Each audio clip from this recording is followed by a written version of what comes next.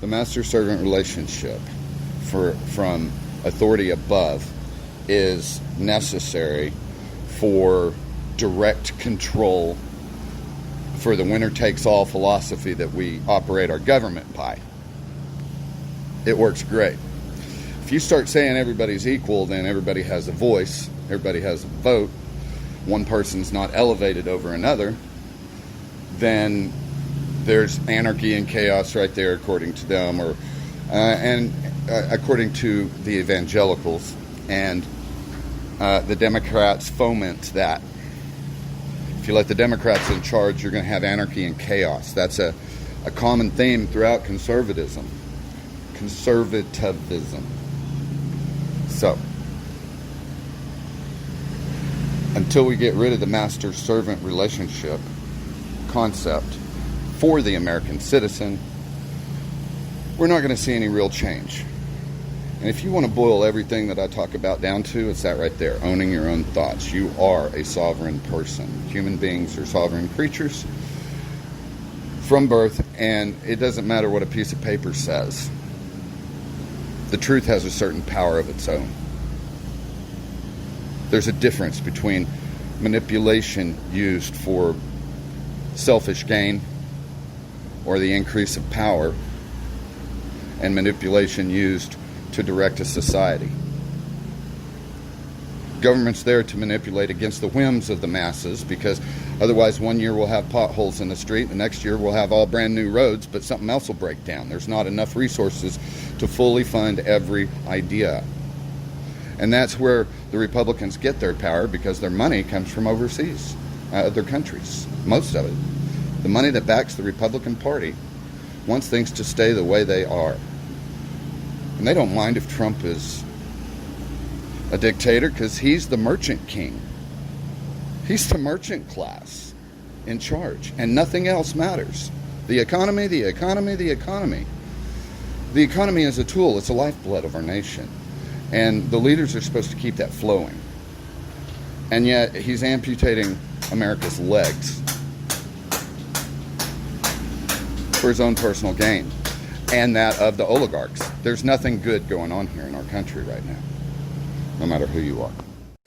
When you have master-slave thinking, then that's kind of what rules our country right now. We talk about racism, but if you don't, really talk about where it comes from, then what do you have to offer?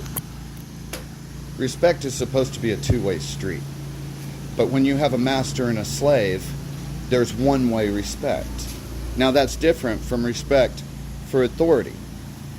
We choose the authority and we choose the rules to abide by. But when you have a master and a slave, you get dictated to. That's what a dictator is. It's the government manifestation of that master-slave relationship. And that's why we used to be, as a country, against dictatorships. Now we embrace them. Cult of personality rules the day, not logic or reason. Our scientists, our scholars, our artists, these are the people that ask the questions. But politicians, whether from the podium or the pulpit, that's where we get all our answers. And that's a definite imbalance, because they ignore everything that mankind is civilized about, unless they can take it for themselves.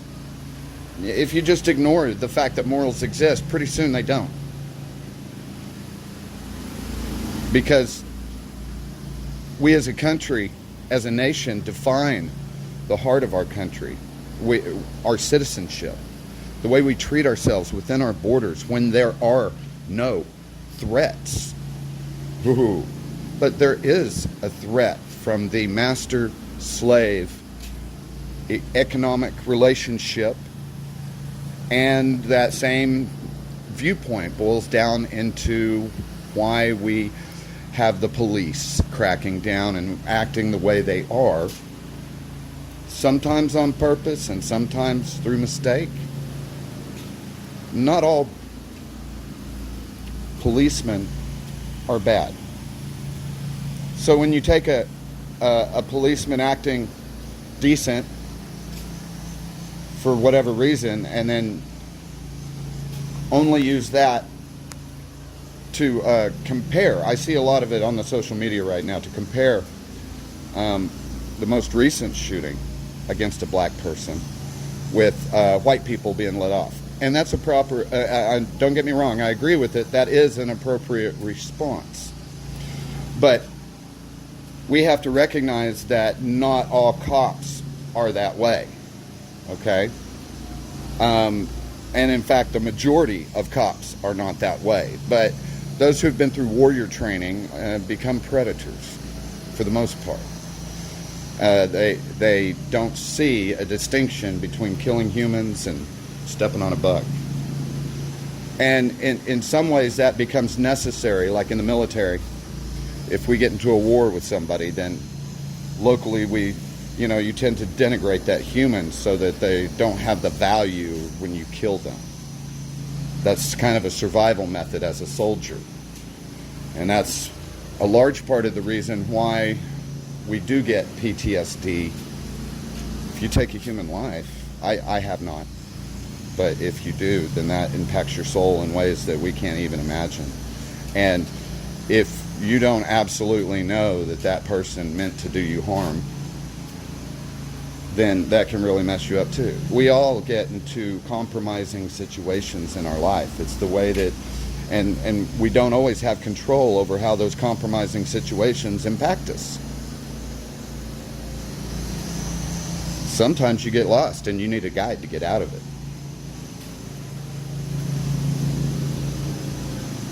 You know, empowering the individual, enshrining the human soul